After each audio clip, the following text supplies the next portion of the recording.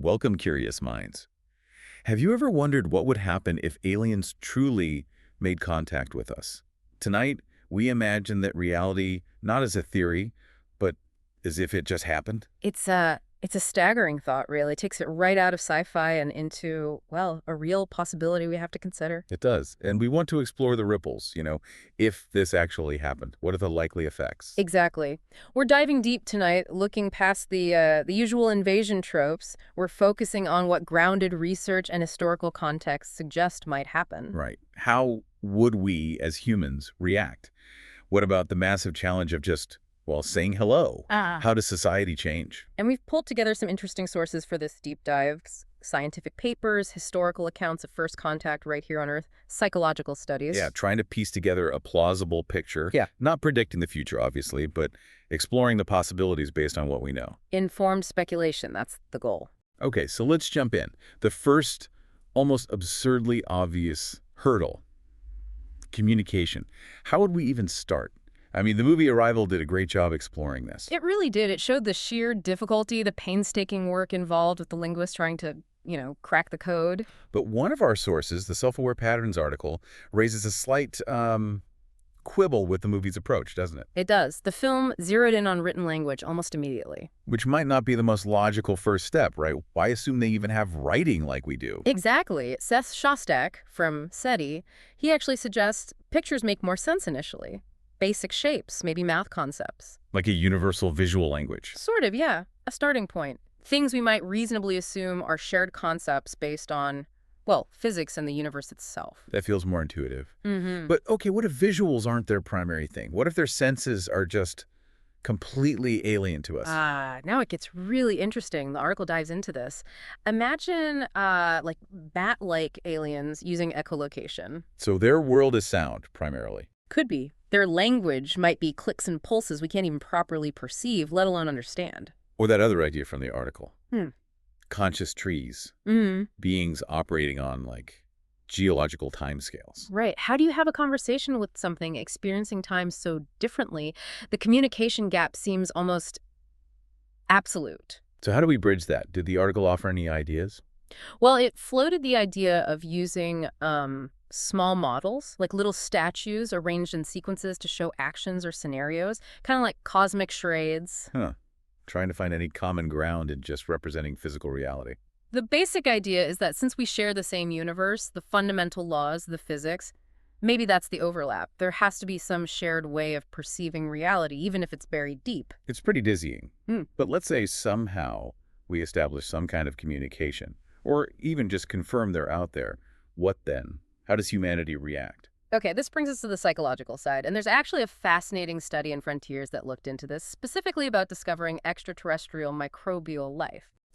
So not intelligent life, just microbes. Still huge news, though. What did they find? Well, surprisingly, perhaps, the reactions in the studies leaned heavily positive, more towards reward, curiosity, excitement, less towards risk or fear. Really? How did they measure that? They use this clever text analysis software, LIWC, to analyze news articles about past discoveries and also survey responses about hypothetical discoveries. It picks up emotional language. Interesting. Any other key takeaways? Yeah, a couple of things stood out. First, people thought they personally would react more positively than they expected society as a whole to react.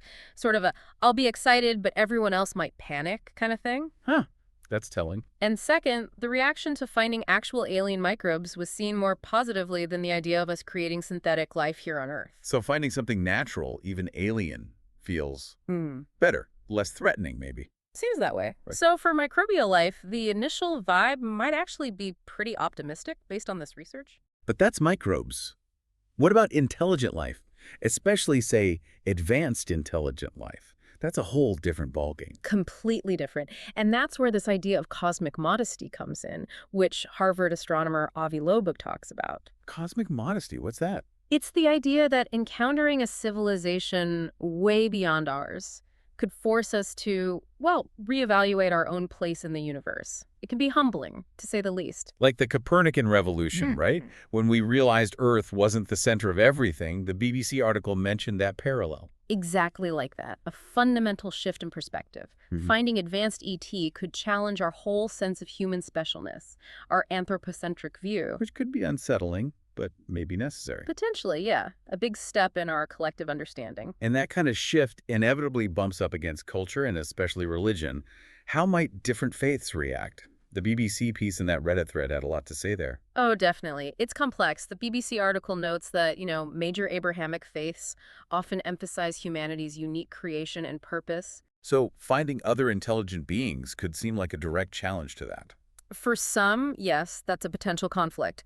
But the article also points out that many theological concepts of God are already pretty vast, extending beyond Earth. Like God naming the stars in the Psalms, or the Talmud mentioning thousands of worlds. Precisely, or Islamic views of God's dominion over everything.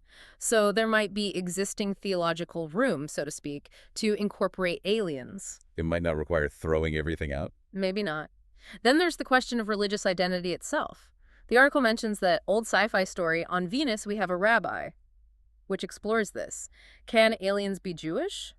It really highlights how earthbound our current religious frameworks are. You never really think about that. How would existing faiths adapt? Rabbi Jeremy Kalmanovsky suggests religion is the human response to transcendence. If that's right, maybe alien species would have their own different responses to the divine, not necessarily fitting into our boxes. Okay, and what about the Reddit thread? That sounded like a free-for-all of opinions. It really was. You saw everything.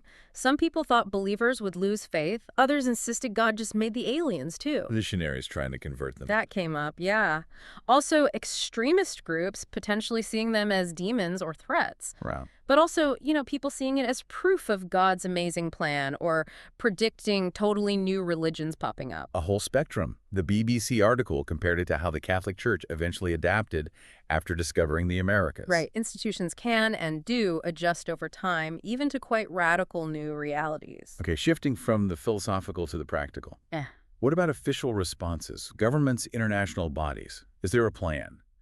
The Wikipedia article mentioned post-detection policy, PDP. Yeah, PDP. Even just detecting a definite signal, no actual contact, would trigger a need for protocols. A researcher named Pap Trotney highlighted key factors. Is society ready? How do you release the news? Is the message even understandable? So managing the information flow is crucial. Absolutely. And there's something called the Rio scale mentioned, which tries to rate the significance of a SETI detection, like the Richter scale for earthquakes, but for alien signals. To help policymakers gauge the impact. Exactly. 0 means insignificant, 10 means extraordinary proof. It provides a framework. What about actually sharing the info? Would governments tell us? That's a big question. There might be reasons to withhold ambiguous data or maybe strategic reasons, but there are also pushes for openness. The International Academy of Astronautics has a Declaration of Principles. Sounds official. It is. It sets out guidelines for verification, notification, consultation. But it's not legally binding international law, more like a strong suggestion for best practices. And proximity matters too, right? A signal from far away versus something in our solar system. The thinking is that closer contact might feel more disruptive, potentially more threatening, yeah. This feels like uncharted territory. But maybe our own history offers some clues. Those first encounters in the Americas excerpts sound relevant. Very relevant and quite sobering. They describe the shock, the mutual confusion between the Arawak people and Columbus's crew, different languages, appearances, tech, worldviews, massive misunderstandings from day one. Didn't the Arawak initially think the Europeans came from the sky? They did. And they apparently cut themselves trying to handle the European swords, having no concept of sharp steel, little details that show the huge gulf in understanding on both sides. It really highlights how easy it would be to misinterpret things with truly alien beings. Our basic assumptions might be completely wrong. Totally. And there's that point from sociologist Kai Erikson. We often define ourselves by what we are not. Europeans defined indigenous peoples that way, often negatively. And we might do the same with aliens, define humanity in opposition to them. It's a real risk based on our history, the danger of othering something completely unknown. Okay, before we wrap up, we should probably touch on some of the, let's say, less verified stuff floating around, like that NPR report about the intelligence whistleblower. Right, the claims about the U.S. having recovered non-human biologics from crash sites. It's important to stress these are unverified claims. Definitely. But it's part of the conversation now, isn't it? He testified to Congress, claimed he knew locations. He did. And he reportedly dodged direct questions in the public hearing about government contact or cover-ups. It raises questions, feeds speculation, even if we lack concrete proof. And that Reddit thread asking about how people would really react to a crashed alien ship, it shows people are thinking about these scenarios, even hypothetically. Experimentation versus caution. It taps into that same spectrum of potential reactions we saw with the religious responses: fear, curiosity, scientific impulse. So pulling all these threads together, Yeah. it's clear. Actual contact would be monumental. It forces a hard look at everything we think we know about life, the universe. And ourselves. Avi Loeb's cosmic modesty seems like a really important takeaway. Maybe we're not the pinnacle. Yeah. And the outcome. Positive, negative, transformative. Yeah.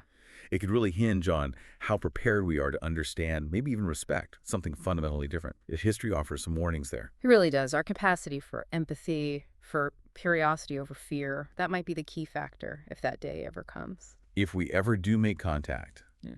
it might change everything, not just what we know, but who we are. Yeah. Until then, stay curious.